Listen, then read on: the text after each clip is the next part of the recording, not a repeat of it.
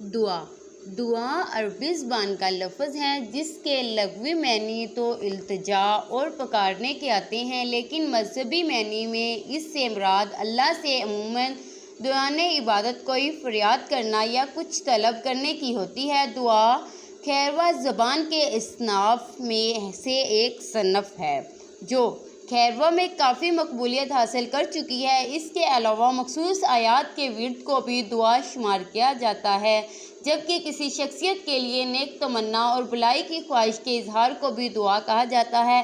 اہل اسلام کے نزدیک خدا سے دعا مانگنا عبادت میں شامل ہے۔ خدا نے خود بھی بعض دعائیں بتائی ہیں کہ بندوں کو اس طریقے یا ان الفاظ میں دعا کرنی چاہیے۔ اسی طرح بعض پیغمبروں نے جو دعائیں کی ان کا بھی قرآن میں ذکر ہے تاکہ عام مسلمان بھی ان موقعوں پر وہی دعائیں مانگیں۔ حدیث میں بھی بعض دعاؤں کا ذکر ہے جو حضور صلی اللہ علیہ وسلم نے بعض موقعوں پر مانگی یا جن کے مانگنے کا حکم دیا۔ علماء فقہ نے بھی خاص موقعوں کے واسطے دعائیں مقرر کی، ان بعض میں سے بہت مقبول ہیں۔